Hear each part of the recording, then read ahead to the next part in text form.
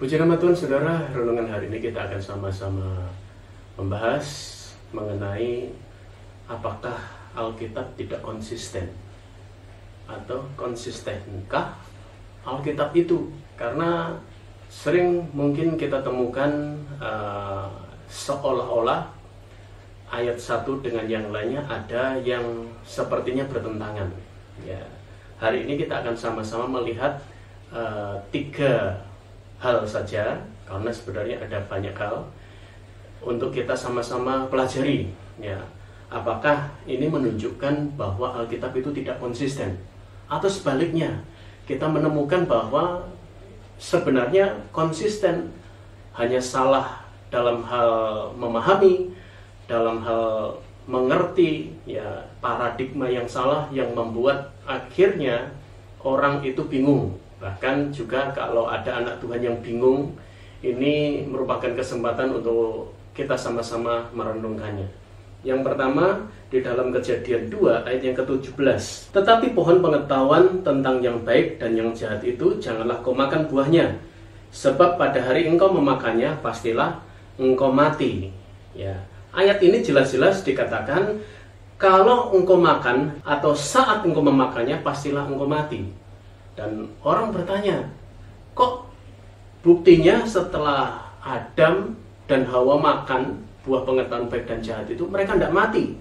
Bahkan di dalam Kejadian pasal 5 ayat yang ke-5, Adam bahkan mencapai umur 930 tahun, ya, baru dia mati. Sekarang kalau kita kembali ke ayat kita tadi, apakah Alkitab itu tidak konsisten? Ya, padahal dikatakan pada hari engkau memakannya engkau akan mati. Apakah Allah tidak konsisten? Apakah firman Allah tidak konsisten? Saudara, mari kita sama-sama melihat Alkitab menggambarkan kematian itu dalam tiga bagian. Yang pertama, kematian secara fisik. Kematian secara fisik ini ketika berakhirnya kehidupan. Kemudian yang kedua, kematian secara roh, ya, yang ditandai dengan terputusnya hubungan manusia dengan Allah, di kematian secara roh. Nah, inilah sebenarnya jawaban mengenai pada hari engkau memakannya engkau akan mati, di mana manusia tidak taat, jatuh dalam dosa, putus hubungan dengan Allah, dan manusia diusir keluar dari Taman Eden supaya dia tidak makan pohon kehidupan, buah dari pohon kehidupan yang berdampak dosanya menjadi dosa yang kekal. Karena sejak manusia jatuh dalam dosa, maka hubungan manusia terputus. Allah merencanakan penebusan di sana. Dan kematian yang ketiga yang digambarkan oleh Alkitab adalah kematian kekal, yaitu di dalam neraka. Ya, jadi apakah Alkitab tidak konsisten sesuai ayat ini? Alkitab sangat konsisten, dan Allah juga konsisten dengan firman-Nya. Jadi kematian yang dimaksud di sini adalah putusnya hubungan manusia dengan Allah, dan manusia memerlukan pribadi Yesus yang merentangkan tangannya di atas kayu salib menjadi jembatan tersambungnya kembali hubungan Allah dengan manusia, atau hubungan manusia dengan Allah. Dosa ditebus sehingga manusia tidak lagi mengalami kematian secara rohani. Kemudian kasus yang kedua di dalam Kejadian 1 ayat yang ke-31. Maka Allah melihat segala yang dijadikannya itu sungguh amat baik.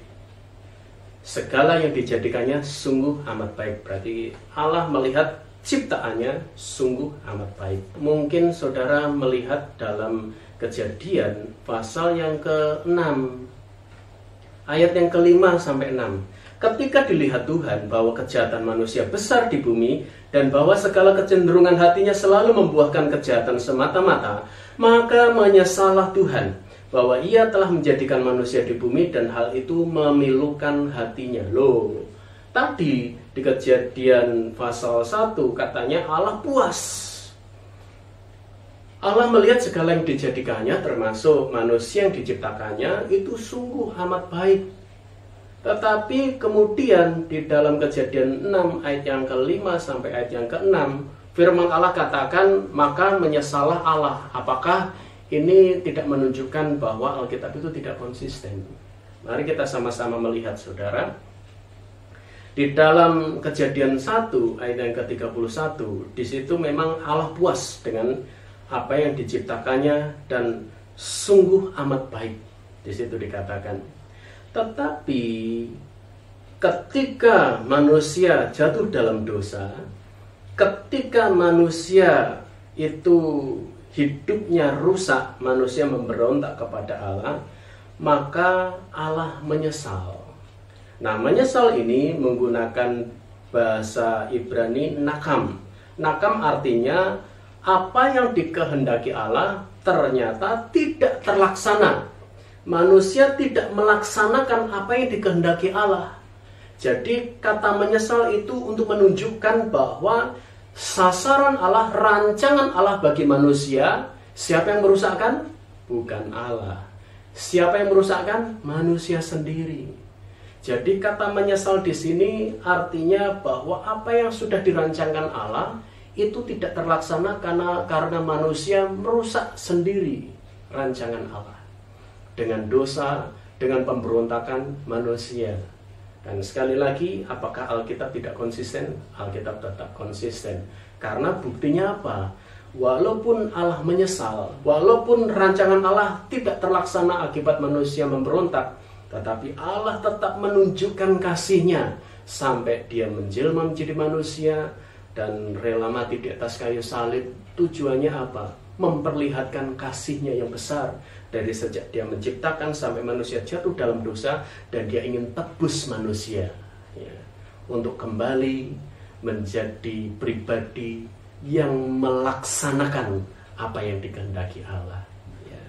Nah, kemudian kasus yang ketiga, apakah Allah itu maha melihat atau tidak? Karena di dalam Kejadian 3 ayat yang ke-8 sampai 10, ketika mereka mendengar bunyi langkah Tuhan Allah yang berjalan-jalan di taman itu pada waktu hari sejuk, bersembunyilah manusia dan istrinya itu terhadap Tuhan Allah di antara pohon-pohonan dalam taman. Ayat 9, tetapi Tuhan Allah memanggil manusia itu dan berfirman kepadanya, di manakah engkau? Ya loh, ini kan menunjukkan bahwa Allah tidak tahu di mana manusia. Harusnya Allah tahu. Bukankah Dia Allah yang maha tahu? Ya. Lihat ayat selanjutnya dulu. Manusia menjawab, ketika aku mendengar bahwa engkau ada dalam taman ini, aku menjadi takut karena aku telanjang. Sebab itu aku bersembunyi. Bukankah ini menunjukkan bahwa Allah itu tidak maha tahu? Ya, harusnya kan Allah maha tahu. Kok Allah tanya? Ya, apakah Allah tidak konsisten dengan firman-Nya? Alkitab ini juga bahasanya tidak konsisten. Ya. Karena kan kalau kita lihat seperti di Amsal 15 ayat yang ketiga, mata Tuhan ada di segala tempat, mengawasi orang jahat dan orang baik ada di segala tempat. Kemudian Yeremia 16 ayat 17, sebab aku mengamat-amati segala tingkah langkah mereka, semuanya itu tidak tersembunyi dari pandanganku, dan kesalahan mereka pun tidak terlindung di depan mataku. Ibrani 4 ayat 13, dan tidak ada suatu makhluk pun yang tersembunyi di hadapannya, sebab segala sesuatu telanjang dan terbuka di depan mata Dia, yang kepadanya kita harus memberikan pertanggungan jawab. Allah maha tahu, tidak ada yang tersembunyi. Tetapi kenapa Dia tanya Adam, di manakah engkau? Mari kita sama-sama melihat. Allah jelas mengetahui di mana Adam. Lalu kenapa Allah bertanya?